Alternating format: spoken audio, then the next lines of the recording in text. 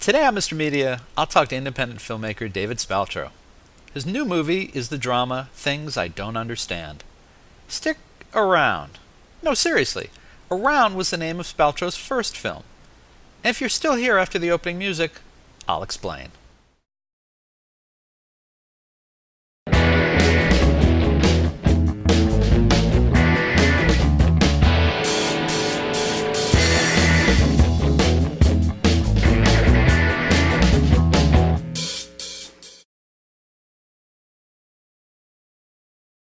Mr. Media is recorded live before a studio audience of seriously depressed social zombies with nothing to fear but fear itself in the new media capital of the world, St. Petersburg, Florida.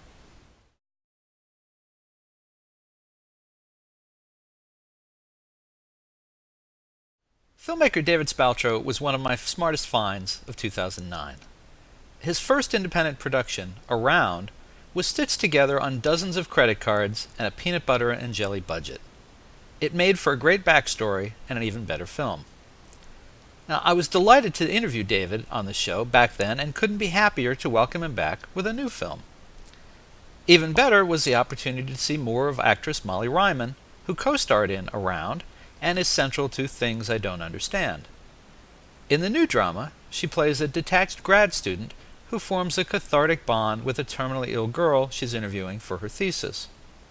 Now that would be plenty of grist already, but she's also falling for the damaged bartender downstairs with a mysterious past, even as she faces eviction from the home she's built for herself and her artist roommates. Now, for me, one of the marked differences between Spaltro's first and second films is the lighting. I remember Around as being dark and dingy, no doubt in deference to limited resources, while Things I Don't Understand, despite its dark topics, is actually brighter and more appealing to the eye. Now you can get a taste for Things I Don't Understand at the film's official website, www.tidu-film.com, and watch for it to possibly debut later this year at South by Southwest or the Tribeca Film Festival. David Spaltro, welcome back to Mr. Media. Hey, Bob. Thank you for having me. Good to see you. Good to have you. Congratulations on another great film. Thank you, man. Thank you. It was a long, long journey. I like in the intro peanut butter and jelly. I was like, who could afford peanut butter and jelly? I long for the days of peanut butter and jelly during that time period. I So upgraded you. Is that what you're saying? yeah, I was like, wow, that's great. Peanut butter and jelly. That's amazing. Now I'm impressed that by everything that you went through on your first film, and that still, despite that, you came back for more. What were some of the differences between the two productions?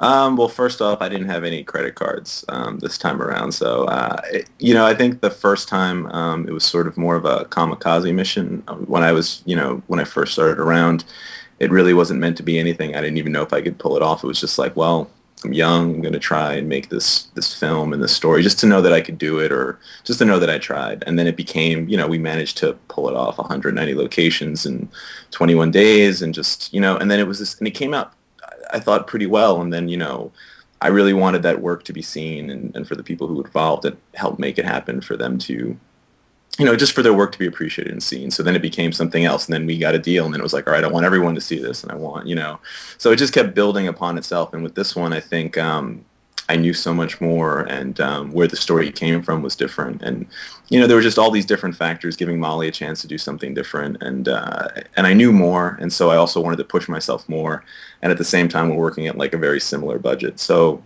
I think just the work going into this and trying to take it a step up with the same amount of resources was what made it the most different. What did you do right on Around that you were able to apply to this film, and what did you do wrong on Around that you were able to avoid on this film? I think both, just the people you surround yourself with. I think no matter how hard you try, you're always going to find certain people that aren't going to fit the mold and do their task. But I've learned more than ever just preparation, and really just the work ethic of the people around you, that they care about what they do, because they'll take it that extra step. Because, even though I make sure that everyone gets paid, it's not always the greatest salary and the work is extra hard. But these are all like, whether it's the crew or the cast, these are all people that really wanted to be there and that would go that extra level. And I also learned just how important, just pushing yourself and getting it right and what you can actually achieve if you believe you can achieve it with this one. And what did we learn about credit cards from one movie to the next?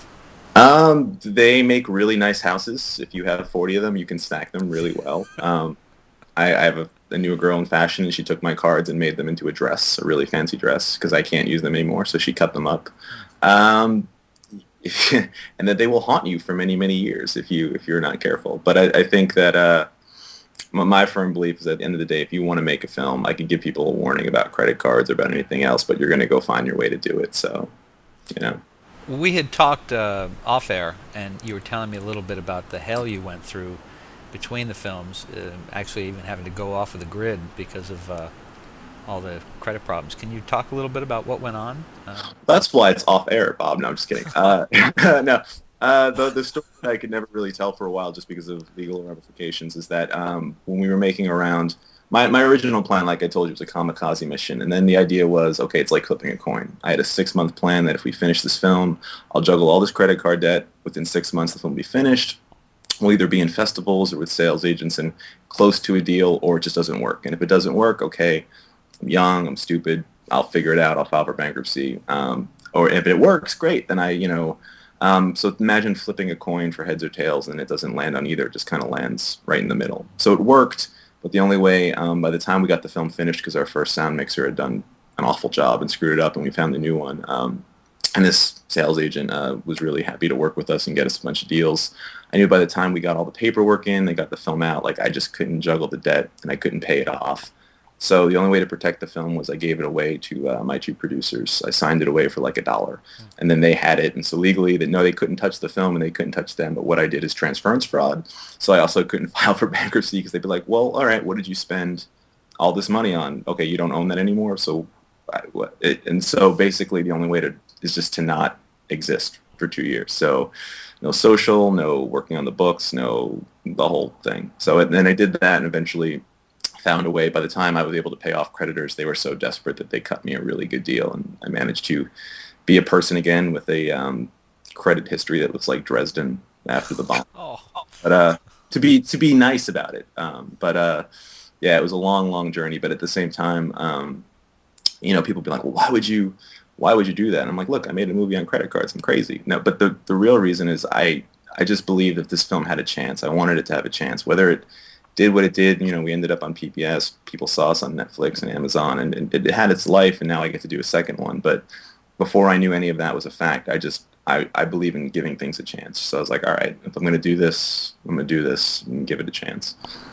now as recently as when we talked the first time, 2009, it was still something that a lot of young independent filmmakers thought that they could do, was to, hawk all their, well, not to hawk, but to drive up all their credit cards, get all these credit cards, and we were just at the end of that period where credit was flowing, like water.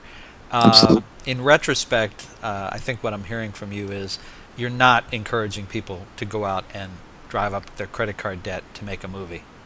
Well, I would say look at all your avenues first. I mean, and I did too. Like, it wasn't like my first thing was to do that. I just think that if you're gonna, I think, like I said, I think at the end of the day, if somebody wants to make their film and that is their option and they can do it, they're gonna do it. And there's nothing I could say, and I wouldn't dissuade them, because at the end of the day, if they believe in it that much. The only thing that I would say is if you're gonna do something, understand the responsibilities of it, and don't. It's not something you can just walk away from. You know what I mean? It's not and if you're prepared to do that, if you're prepared to go 110% all the way, then more power to you, and go, knock it out of the park, is what I would say. All right, so enough about the sad world of independent film financing. Let's talk about 2 things that were major improvements from one film to the next. One is that you got a new sound person who really cleaned up the sound and was great on this. And you also started working with the infamous Red camera. So why don't you tell us a little bit about both of those elements? Absolutely. The first film, our sound recordist, who did our first sound post mix, he had kind of, his sound recording on set wasn't great, but it wasn't awful. It just wasn't that good. So, and also by that point, the time we had with our new sound mixer, Carlos Storm Martinez, he's really great. CreativeMixing.com for all you independent filmmakers that want it. He really saved around and made it sound like anything doable. And so for this film has music. We needed score, but we also have like a rock band. We have different things. So I kind of went to him in pre-production, was like, I'm going to work with you.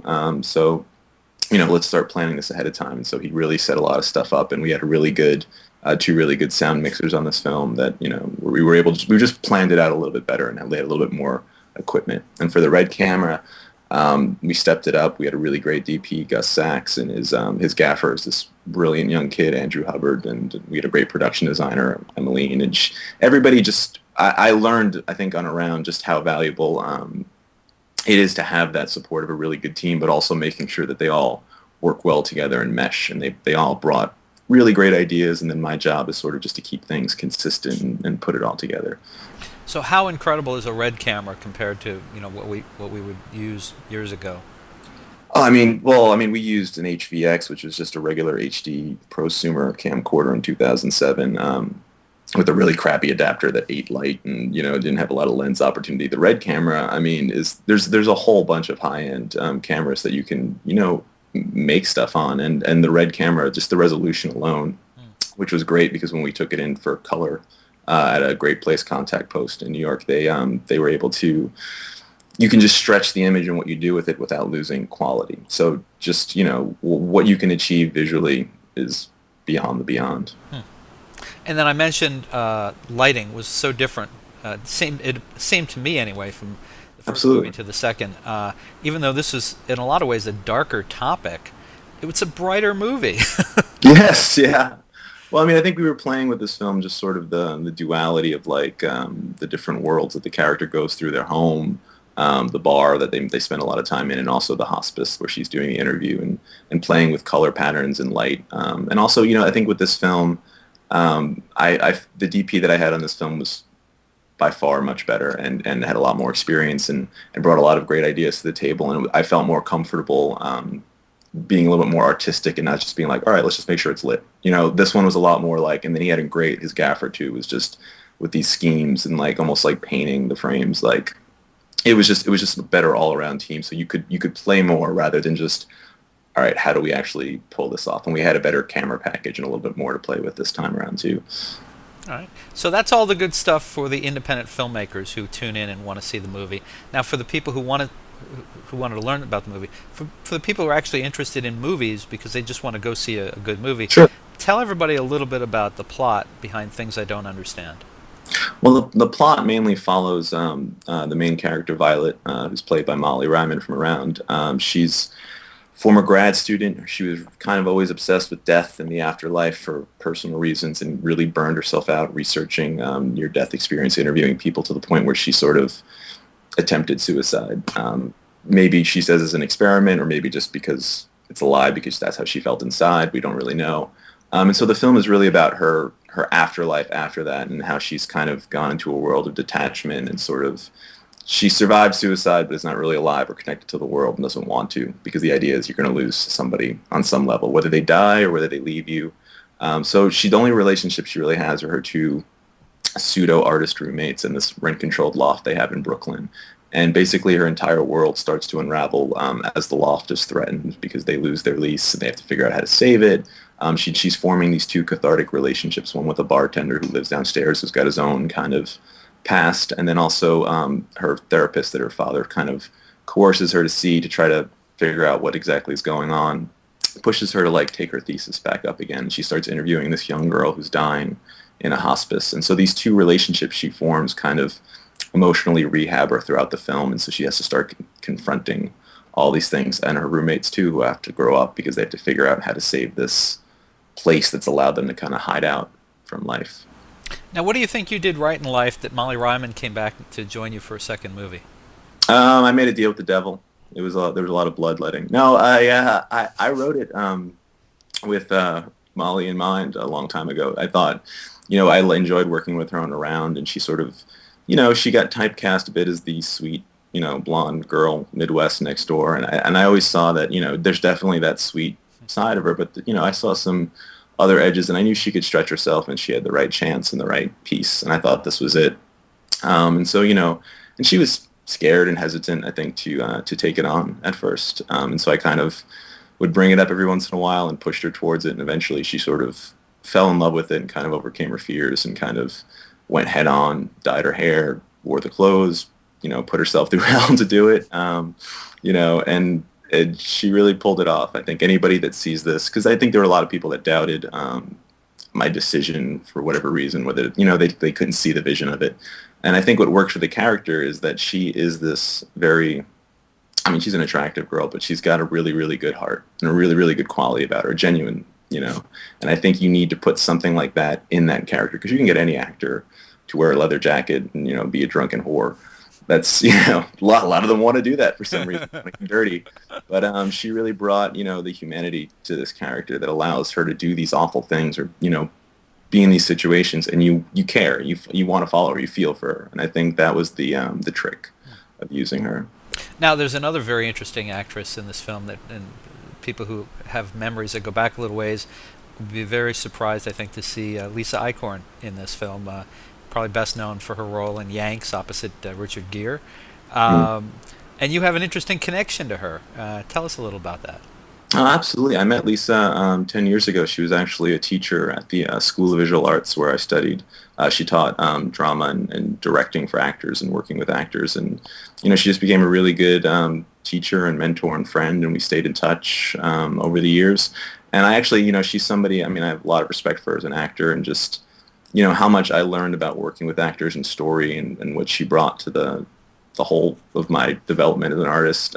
So to give her a chance to get back in there and act was awesome. It was a great chance to work with her. And she brought great suggestions. Like, we shot her stuff in one day, and she suggested block shooting, which, for people who don't know what that is, it's basically all her scenes were with Molly, and it was the same setup. So we pretty much, instead of going back and forth, we would just shoot all their coverage, each scene in a row, and then switch the camera around. Then we'd say we'd shoot Molly and all her scenes and stuff like that. And that was her, she just brings so much, like a wealth of knowledge from her time on set and all these different people she's worked with, that's helped me and also helped the film. So I hope this film people are really interested, because they're like, oh, I remember her. And she, and it's great, because I think she's due for a great comeback with this and anything else she does next. Well, that's what I was going to ask you next. Is do you think that she has an interest in doing more work after doing this, or does she want to, continue with that more academic side? I think she's definitely gonna pursue it again. I think she's been hungry for a while, and I think she's sort of, she hasn't really been gone. She's been working consistently in TV and plays and film work, and I think, I hope she also remains as a teacher, because I think, just only especially speaking for myself, the people she affects in that way, it's huge. And I don't think she'll stop. I think she'll also just be imparting her knowledge and her life philosophy to people, whether they're her students or just people she's, working with. Well, folks, if you have not seen Yanks with Richard Gere and Lisa Icorn, go find it on Netflix or wherever you can find a movie these days. Fun movie. Well, not a fun movie, but it's a good movie. That World War Not II. really, yeah, not really a happy time, but it's a good movie. It is really. One I've seen dozens of times. It was playing in the movie theater I worked at in college, and so, That's crazy. 4 showings a day. You get to, you get certain attachments to certain films. I recommend a film called Cutter's Way. That also, I think it just got re-released in England over the summer. It's kind of a cult film with Jeff Bridges. That's really, really good. So that's also not a happy film, but if you ever want to see somebody play an alcoholic and just an amazing performance, she does a great job in that film too. That's good. All right. I asked you about the 2 women because one of the things that occurred to me, and I don't know if I'm right about this, but it seems to me you write great parts for women, and I wonder if the women feel that way about it, or if it's just me. I've gotten that, and I think it's my, I've known a lot of women in my life, and I appreciate Braggart. it. Sorry, go ahead. Well, we'll save that for the erotic life of David Spaltro book. I'm releasing a pop-up book later this year by Bantam Press. No, I just think that I've always found it weird that there aren't a lot of great female roles out there right now, because, there's just so many talented female actresses, especially in a low-budget world. It's sometimes hard to find. We have a couple of really great male actors in the film that I've worked with before, and then this one. But there's just so many, and there's so many stories that haven't been told yet. And whether it's a guy writing it, or who has a good ear for females, or females doing it. I feel like that Bridesmaid movie came out and there's a lot of different stories you can tell for females, especially when they're at the point where they're just remaking remakes and just show a different side of it and present it honestly as they can. Now, there is a part, one of the Molly Ryman's characters' roommates is gay, and there's also a woman. And without giving away too much, there's kind of a surprise twist with the gay character. Is that really? I mean, I'm not in New York, so I mean everything is possible, I guess, in New York. Sure. Without giving too much away, is the kind of switch going on and off that happens with that character? Does that really happen? I mean, I think it has more to do with age and individual people. I mean, I think the joke about the gay character is he's definitely gravitates more towards that, but he's a musician and he's a drug addict, and I think he's referred to in the film as a trisexual. And I think there's also a certain, for certain people, part of a rite of passage is sort of dealing with their sexuality or their changing sexuality. And so the way I present it is I'm sure people could see it and have flack and be like, oh, so you're just going to have a gay person, pursue this, or this person not sure about their identity. And I think especially these characters are so stunted in growth and so confused about so many things in life that to present that side of it for them as another, it's these people are all looking for connection. And so whatever part fits for the time, until they can actually figure out what they're really looking for, I think is the more way to describe it. So a musician who's gay and is a drug addict, boy, you've written the whole package there, huh? Yeah, it's like the Rolling Stones of one human being. Moms, bring your daughters to meet this guy. It's in 3D. Oh, all right. Enough with the Yeah, 3D. yeah. A minute ago, I let you get away with talking about your pop-up book. How before we wrap up, just a couple more things. Sure. How has the indie film scene changed since you produced and distributed around, or has it? I think the whole industry is still in this. I think people are talking about the way it used to be and the way it is, and I feel like it's still in a flux. And maybe the whole point is it's always in a flux. It's always constantly evolving and moving. I think there's a saturation of media, whether it's films or music or games and little iPod apps and all these, just these. I know nothing about technology because I just called it an iPod app, which I think it's right. There's just so much different things and different ways to present media and content, and I think they still haven't cracked the code of exactly how to organize it and order it. And some people get very intimidated, especially the old dogs at the gates, because they don't know, and it's not working, and maybe this. And I think the thing is if you see it like the Wild Wild West and there's no rules, you can actually take advantage of it. If you try to inform yourself as much as you can and keep up with little things and just start thinking outside the box, then you can find, because there's no set rules anymore for certain things, you can find the best way to present your work and to get your work out there. You can use social networking. I think most people, what they do is they start to think, well, it's just this. I'll just put up a Facebook page and I'll do this, or I'll just do that. And it's more than that. You really have to understand it and use your own voice. It's the same way when you were asking about the Red camera and the quality of the film. There's a million different ways you can shoot a story, and it really depends on what story you're telling. You probably don't want to make a big budget, or not big budget, but a big sci-fi or horror epic on like a really tiny digital camera. You're going to want that certain thing. But if you're telling an intimate story about people talking in rooms, then you just, like it really depends on what you're trying to do. So you find your own aesthetic, whether you're making something or just the way you get something out or distribute it. You just get one of these, a little flip camera, and you got it made, folks. That's all you need. Absolutely. It's a joke, but seriously, I mean, there are people like, I believe, you probably could shoot, something that it doesn't look as horrible as it did, 10 years ago on your phone. It's ridiculous. I was Edited. astonished. I got this. It was a Groupon deal for $65. That was $65, and I thought, what have I got to lose with $65? I mean, I don't like throwing money away, but I thought, it's a 1080 HD. Yeah, It's we, like we, we, we this. got one of those for the shoot. I actually grabbed one of those too, very cheaply, and just used it to shoot behind the scenes and stills and continuity, and it was great. It was just like, and it has a little US. You just plug it in your, you don't even need to record on tape. You just plug it into your laptop or whatever. It's amazing. It's an amazing device. Mhm. So Okay, so I know we're talking in January 2012, and I know your focus this year will be on getting the film into festivals, getting Absolutely. distribution, all the usual kind of stuff. But I'm also guessing that you're already starting to think about another project. Do you have something in mind? I'm going to take a year, other than getting this film out, and just sort of, there's a bunch of ideas to write.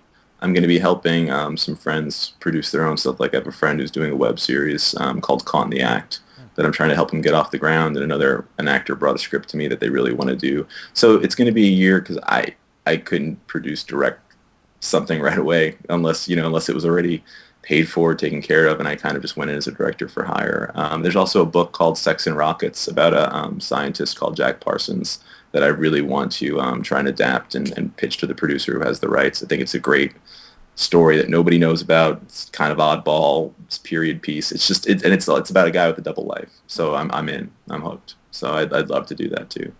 Very cool. Well, folks, listen, you can see the trailer for filmmaker David Spaltro's latest indie film project, Things I Don't Understand, at the official website, which is tidu-film.com. If you're watching the video, it's right down here along the screen.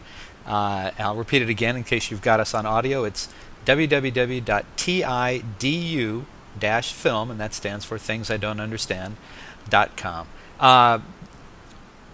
Twitter, Facebook, people find you those places? Yeah, we're on Facebook. Twitter, I have not yet Twittered, but I will. I will try and master this Twitter thing that I hear of at some point. You do that, my friend. All right, David Spaltro, thank you.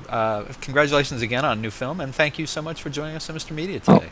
thank you so much for having me again. I really appreciate it. Look forward to film number 3. Rock on. All right.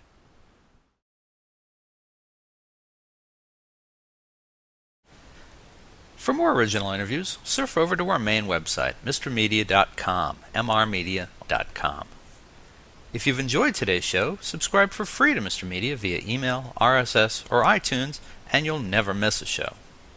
Another good idea, download our new free Mr. Media mobile app in the Android market. You can also listen with a piece of string and a tin can in many parts of the internet. Show your support of Mr. Media by supporting our sponsors, including Audible. To download your free audiobook today, go to audibletrial.com/radio. Again, that's audibletrial.com/radio for your free audiobook. We're also supported by thepartyauthority.us. Call DJ Ira for all your party entertainment needs nationwide at 1-800-DIAL-DJs, or visit their website, thepartyauthority.us. If you've got an idea for a guest, a comment on today's show, or would like to advertise on Mr. Media Radio, email me directly at bob@mrmedia.com, mrmedia.com. You can also call our 24-hour listener line at 1-727-498-4711. Some messages may be used in an upcoming show, and unless you live next door to Mr. Media, there may be a toll charge. You can also follow Mr. Media on Facebook, Twitter, or our new YouTube and Vimeo video channels. Thanks so much for joining us today. I always appreciate you sharing a piece of your day with Mr. Media. Thanks for listening. Thanks for watching.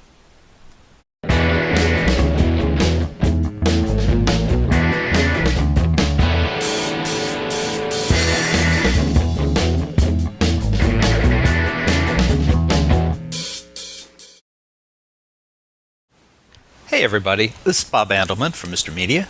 First of all, I want to thank you for years of support listening to this show. We're starting our 6th year, it's hard to believe, our 6th year as 2012 starts, and heading towards our 1,000th online podcast, audio and video. It's pretty amazing, frankly. I remember starting it several years ago thinking this will never last. And podcasts, that's as stupid a word as blogging. But here we are, starting our 6th year and heading up to 1,000 interviews. And I want to thank everybody for listening and supporting the show. I also want to tell you that one of the things that's been very helpful for this show is Stitcher Radio. Yes, this is sort of a commercial. Now, there are millions of smartphone apps in the world, but I only use one several times a day, Stitcher Radio. I build my own radio station to listen to broadcast and online shows when I want and in the order I want. CNN News Update, Onion Radio News, WTF with Mark Maron, MSNBC's Morning Joe, Studio 60, the TechCrunch headlines, and of course, Mr. Media. It's free. It works on iPhone, Android, BlackBerry, Palm Pre, and much more. And you can get it for free for yourself. Try it out. I guarantee you're going to love it. Stitcher.com/MRmedia. That's Stitcher.com/Mr. Media. You're going to love it. And thanks again for supporting the show.